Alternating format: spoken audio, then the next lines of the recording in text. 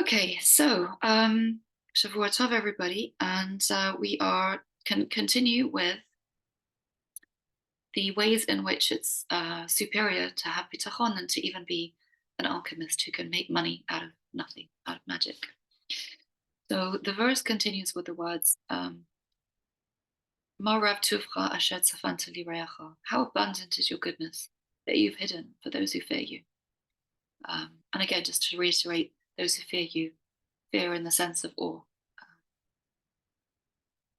And the verse continues with the words, "You have acted for those who take refuge in you," from which we see that the verse is specifically referring to a person who has bitachon, who takes refuge in Hashem. When everything is raining down on you and everything seems too much, that you go to a quiet corner and just connect. And even if it's just to say, in your own words, Hashem, please help me, or a little tefillah, or, a little bit of pray from your siddur. It doesn't have to be the maximum length, just a connection. Then it says specifically, Matov, how good is your goodness that you have hidden. It's as if Hashem is like hiding, not hiding, but he's waiting for us to come into his refuge, saying, "Come, I was waiting for you. I thought you're never going to show." Like, in a way, all these dangers and all these anti-Semitin, as my parents used to say, is showing us that we have nowhere to go. Where else are we going to go? There is only Hashem. So we may as well come back to him. And I think Hashem is waiting for us, for our teshuva in this situation. Talking to myself here, as you can imagine. Bahasiri, and the tenth manner in which a person, use my croaky voice, in which a person who has bitachon is superior to the alchemist is. The Baal Hakimia em Yavada Inyana to Yes Sibas Mosa. If a secret cause of the alchemist's wealth becomes known to others, it will be the cause of his death. Because all his efforts and labor, contrary to the rules of nature,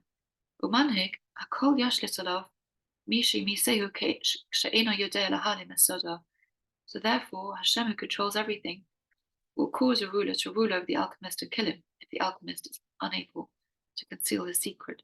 So here, I feel like, I know somebody raised last week that there's no such thing as an alchemist. But I work in the world which is a mixture between the science and the woo. So a lot of what I do in coaching is very logical and analytical. And there is a part of it yet that I don't understand, that's energetic. And I will freely admit that most of the coaching that I do, most of the shift that happens, the transformational that happens, does not happen in the mind. It doesn't happen in, yes, the behavior reinforces it and all the helpful tools that I have. But most transformation happens at the level of the soul and at a place where, there's a real connection there that you can feel even on a Zoom. Tears come. It's often a very emotional moment. There's a catharsis and something shifts. And then the person's luck changes, the relationships change. People start calling them that didn't call them. And so I don't know that we can honestly say, "Hi, Yael. Hi, Yael. I'll just carry on and then I'll stop in a minute to greet you properly and ask for questions." But I was just reading through Rabbi Bachya's commentary on an alchemist having some kind of access to knowledge that's beyond nature, and how last week somebody dismissed that as saying, well, it's all nonsense. Well, actually, we don't know that. This was 1,000 years ago. There are streams of knowledge that we don't understand. I can say that as an energetic coach, that I freely can tell you that I work with tapping that releases energy that I don't understand how it works, but yet it works. And there are circumstances in which Hashem does not want us to access. For example, it says we mustn't turn to witchcraft. Alchemy may well have been a source of that type of energy, use of energy, which is not for the good. And so the alchemist was in danger of Hashem, who controls everything, to cause some kind of natural way that the alchemist would not be able to do his work. If he was unable to control his secret, because Hashem, there's so much information that we are not supposed to have access to. It's almost like the tree of knowledge of good and evil. There are some things that we do have access to freely from Hashem, and others that we're not supposed to access. I understand when I was very young, they taught me that why the Sefer Torah starts with the letter Beis and not with an Aleph. And it was told to me that the base, it begins like this, that it's like like a block. You can only go that way. You're not supposed to look backward. And when Moshe Rabbeinu came face to face with Hashem, HaKadosh Baruch Hu told him very clearly, because Moshe asked him, what is the reason that good people suffer in this world? Wanted to know. And Hashem said to him, you can see my face, but my achara you can't see. You can't see the reasons for it. You will not be able to see it as a human being. Even you, Moshe Rabbeinu, the greatest. So how are we able to see? So for example, here it's saying we don't need to understand. And the alchemist is using methods that we necessarily don't need to know. All we need to know as Jewish people, with Emunah, is to trust. That itself will access everything that we need to make miracles happen. And we're told that the Bnei Israel are above the rules of nature. And the way that we do it, the instrument of that is bitachon. That's our secret weapon. That's what came to me here as I read that, because it seems to be insinuating here that alchemists were indeed able to access some kind of what we might call magic or witchcraft or energetic stuff that's not the normal, that's paranormal. Sorry, I've got to switch my phone off.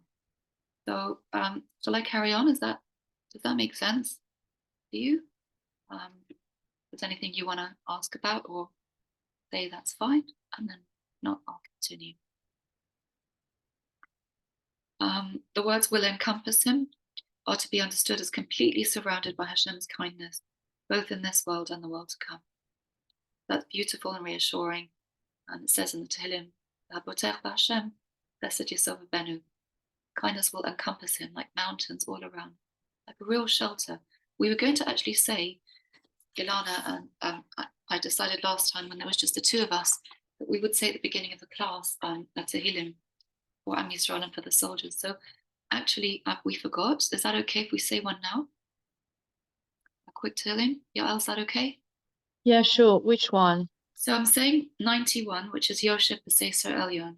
So you might know it by heart. You could say it with me. And if not, I'll read along and you can say, I'll try and read it slowly. Yoshev B'Seser Elyon, B'Tzel Shaddai Yislaman. Omar Ladonai Machsi Imtsudasi Elohai Eftach Bo. Ki hu yatzilcha mipach yakush, midever havos, ve'ever so yosech lach, sachas kanapav techse. Tina v'sochera amito. Lo tira mipachad laila, mechitz ya'of yamam. Midever ba'ofel yahaloch, miketef yashut saharayim. Yipol mitzitcha elef, or bava miminecha, elecha lo yigash. Rak beinecha tabit, bilumatrit shleim tirev. Hiata Adonai machsi, elyon santama inecha. Lo tu'nei lecha ra'a, v'nega lo yikrav ba'alecha. Ki malacha vitzavelach l'shmarcha b'chol derachecha. Al kapayim yisa'oncha pentigov ba'even raglecha. Al shachal v'fesen tidroch, tirmos kefir v'tanin. Ki vi chashak ba'afaltehu, asakvehu ki yadash shami. Yikra'eni v'enehu. Imo anochi b'tzara, achaltehu, achabdehu. Orech yami masviehu, v'arehu b'shuati. Thank you. Such a comforting Tehillim. May it be true for everyone, for all our soldiers and for all our hostages. Okay, so that was about Hashem encompassing us with his kindness. How abundant is your goodness? Since the kindness spoken about in the first pasuk can be understood to mean merely that a person who trusts in Hashem will be saved from punishment in the world to come, but it doesn't necessarily say he will receive any reward, the author quotes the second verse, which is very explicit about the great reward he will receive. Therefore, Hashem, so this interpretation is according to the Pas Lechem and the first interpretation of Marpei Lenefesh. According to other commentaries, the ruler here refers to the king who rules the whole country and will punish the alchemist for his deceit. So he will cause a ruler to rule over the alchemist and kill him. That is based on the Talmud Brachas, which states that there are times when Hashem would not punish a person. However, if that person places himself in a dangerous situation, then Hashem, so to speak, is reminded of his sins and punishes him at that time. Here too, as long as the alchemist is able to conceal his secret from the king, he will not be punished by Hashem. However, once his secret is revealed and he's in a dangerous situation, Hashem punishes him. And that's the Marpei Lenefesh as well. So it's as if to say, you don't put yourself in a position of danger. And I think that's cautious for us as well. Like we're living in times where, it is probably a good idea for us to be careful, to be aware, not to panic or to be scared. But we have suchusim that protect us. Always, all our mitzvahs create malachim. But we don't want to presume. We don't want to presume that we have so much zuchus that we can go into any situation and we'll be okay. We have to be humble and say, I don't know if I have so many zuchusim. But just to be cautious for ourselves, for our children, for those around us. והבוטח בהשם, כאשר יבד ביטחונו יגדל, בעיני הבריות, ויחטאו בני אדם, ויסברכו בקרבסו וירוסו. Conversely, a person who trusts in Hashem, when his trust is publicly revealed, he will become greater in the eyes of the creation and people. The people will honor him, and those people will be blessed due to their proximity to him, or even at the mere sight of him. He will be the cause for improvements in his city. Additionally, the person who had bitachon will also push away harm from people in his place of living. So it's always good, what they say, when a tzaddik leaves the city, all the bracha leaves with him.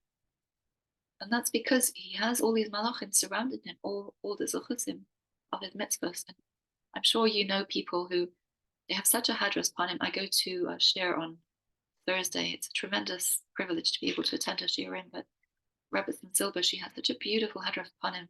When I'm around her, I just feel safe. I feel protected and warm and loved. She has this shining countenance, So a person who has bitachon in Hashem, not only will people,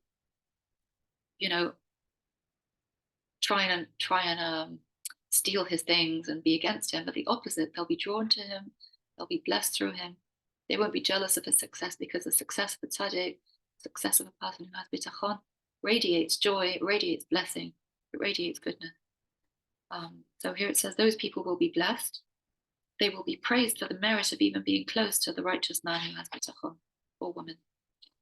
Alternatively, it is to be taken literally. They will be blessed. Hashem will bless them just for being close to a person who has bitachon. That's the views of the Patlechem and the Marapi Nefesh. So could very well be both.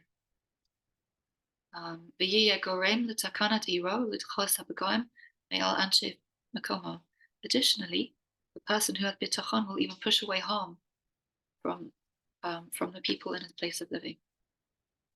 So if there was a decree, God forbid, on your city and on people around you, but you bring bitachon to that equation, it lifts the whole because you're a part of that cloud. The author will now quote a verse as support for his first point, that the person who had bitachon will be the cause for improvements in his city, followed by an anecdote as support for his second point, that a righteous person has the ability to stop harm from befalling the people of his city. As it is written, the tzaddik yesod olam, the righteous is the foundation of the world.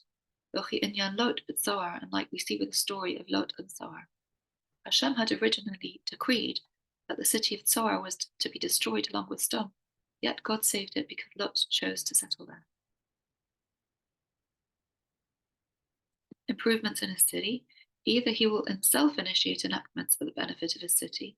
That's one interpretation, because a man of trust, he will end up doing good things, because someone who's not got trust, like, oh, I don't know, who am I to do that thing? He gets all wrapped up in his ego. He thinks, what will people think of me if I step forward and do this nice thing? He gets all in his head. The person who has bitachon, he's like, how can I serve? Question who has bitachon asks is not what's in it for me or what's going to happen to me, but how can I serve? Always hineni, how can I show up? Here I am. So that person will naturally do good for the things, for the people of a city. They'll naturally be the people who step forward, who are, the people who give tzedakah, the people who are balei chesed in that community, because they're not afraid that if they give money, they'll lose all their money. The opposite. They know that if they step forward and give generously, Hashem will recompense that twofold, threefold, tenfold. Kamosha Kosov. Yeah, so we wrote that. So we read that. So the bottom line, being a man of trust does not diminish your standing. It only brings honor. Where are we? Okay, another 10 minutes. Would anybody like to say anything on what we've said so far?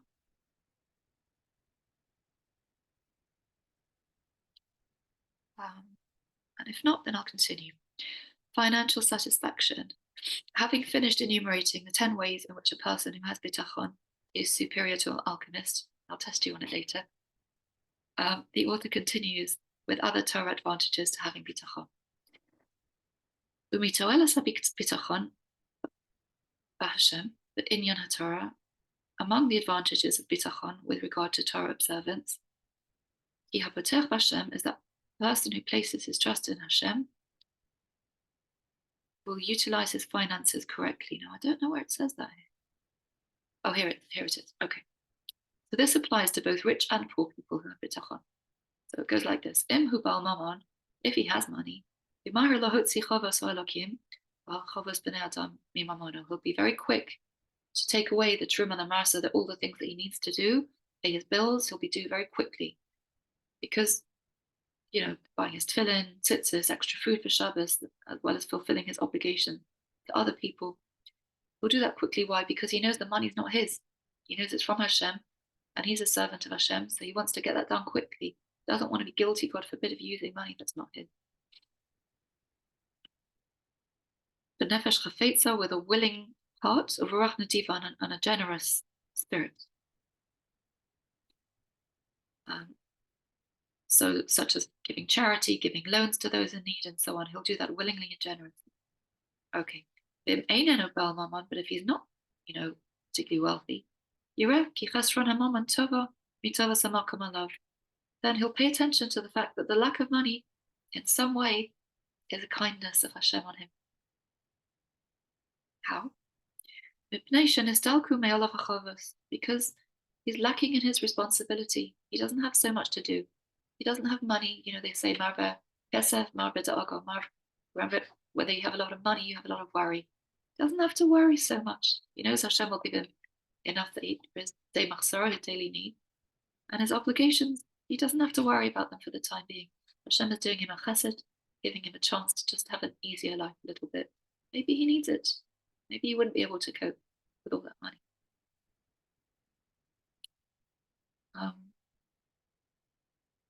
Okay.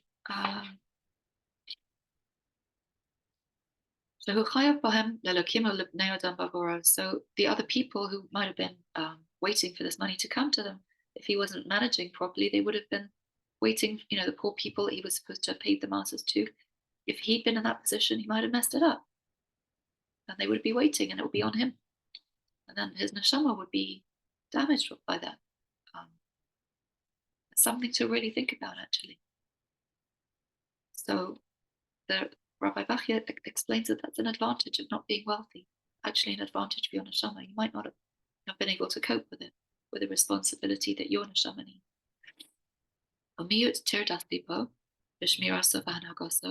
He also had fewer worries about guarding his money and taking care of it. As it says, one of the pious men used to say, may God save me from a scattered mind. I'm laughing because I have a very scattered mind. I've got ADHD, so I resonate a lot with this. Amrlo, they said to him, Mahu pizar hanefesh. What does that mean, a scattered mind? Amar. He replied, were I to have money, it would be at the port of every river and the heights of every city. And this is true. A man who's wealthy often has possessions in many locations. They have offshore accounts. They've got money tied up in all kinds of funds. As a result, his thoughts are scattered in different places, and it's referred to as a scattering of the mind. And that's what the sages of blessed memory said. Possessions, more worry. But Amru, and it says further in Pirkei Avos, who Asher, who is a wealthy man, Asamech b'chalko, who is content with his lot. Taking care of it. Although tzedakah is generally translated as charity, its literal translation is justice, tzedek. In fact, in the Torah, the term tzedakah is often used to refer to just and ethical behavior. Like it says, I think it's Abraham and Avimelech, do me a tzedakah, do what's right, do the right thing. This distinction is telling because the concepts of justice and charity are opposite. Charity implies that the giving person is kind. He's like on a pedestal. I'm a good person, I'm giving to you because I'm so kind and I'm such a good person. Just behavior, on the other hand, implies that no, that's just the right and ethical thing to do. You have to do it. The term tzedakah implies that giving to another is nothing special. Rather, Hashem deposits money with us so that we can manage it for Hashem. For Hashem. He gives us extra so that we can share with others. It's therefore the right and just thing to do. Likutei Sichos. So the bottom line, sharing your wealth with the needy is the just thing to do. I'm not saying it's we have to be Marxist and communist here, the manifesto about the social contract, but we're given guidelines, clear guidelines about our 10%, where we should and where we shouldn't give tzedakah and how tzedakah begins. The people in your city are first, family come first. So, there are rules of tzedakah, but we are told very clearly here that our wealth isn't just, yes, we are supposed to enjoy it, but it isn't just for us to say, oh, I'm so kind, I'm giving it to you. No, we have to recognize that comes first. And that's where the bracha comes in. It opens up the pipeline. It's a clear sign that we have faith to give tzedakah first, to give truma first, to give our taxes, pay our bills, pay our cleaners on time. There's a very important halacha about paying a hired worker the same day. So, and I always try, I don't always remember, but paying your cleaner on time is something we can all try and do. So yeah, bottom line, sharing your wealth with the needy is the just thing to do. May Hashem save me from the scattering of the mind. He does not wish to be constantly distracted by a wandering mind, perpetually concerned about his assets, which are located in many ports and cities. He also understands that constant worry drives a person insane to the point where he can't appreciate anything. Marpena Nefesh says that, and we can all appreciate that these days. I think a lot of scattered mind is quite common. Mind is everywhere. The phone, I've got so many apps on it, don't even know where to focus. And that's symptomatic of our material society with so many things that we have to take care of. That's almost not a blessing. I don't want to say it because, please God, we all do want material things, but it's menuchat nefesh first. When we have that, then the material things can become a blessing.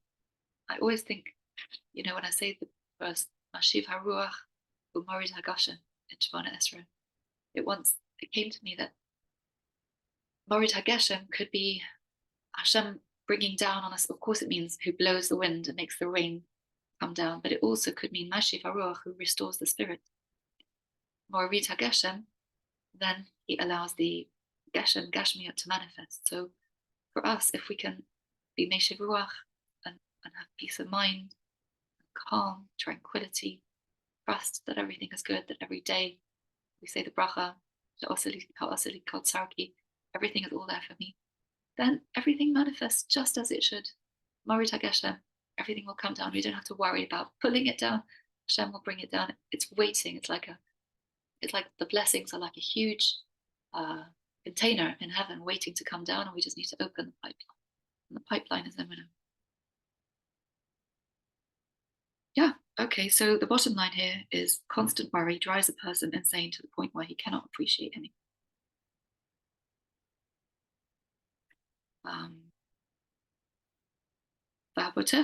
This is the last little sentence here.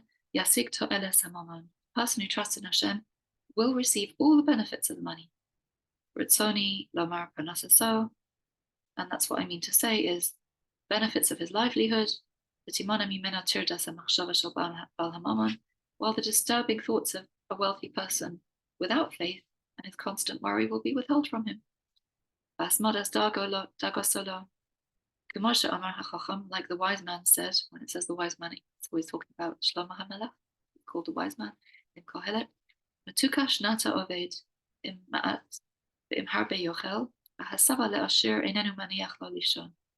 He says the sleep of the laborer, a workman, is sweet, whether he eats little or much. But the satiety, is that how you pronounce it, of the rich does not allow him to sleep. So you often do see, I often always notice when there's builders on a work site or the dustbinmen, they're always singing and whistling. They're quite a jolly lot. You think, well, they're just working with their hands and hauling rubbish or laying bricks. But they're very happy, and I think it's good for a person to work physically. Because when you're physically doing something, you're present and you're relaxed and you're not in your head.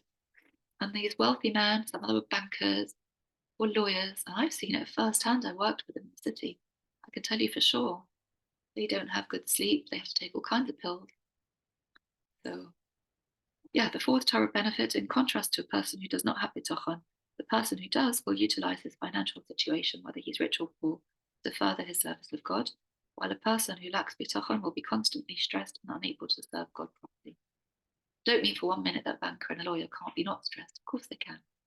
But just to know that whatever you do in life, if you have bitachon first, you'll be assured of a good night's sleep, that everything will come to you as it should, and that Hashem is just waiting to give you the brachot that will manifest the minute you settle your mind, settle your heart. So I'm going to leave it there and open up the floor in case anybody wants to say anything. I just want to say thank you, and I'm going to log off because I'm not feeling so good. Yeah, I feel better. Thank you. Thanks a lot. So Thank hopefully tomorrow rejoining. Definitely. Hopefully, you. Thank you. Bye, Okay, Al. thanks, Shulamit. Bye. Thanks, Bye. Elle. Bye. Have a Happy nice with day, us both of today. you. See you tomorrow. See you tomorrow, please God. Bye. Bye.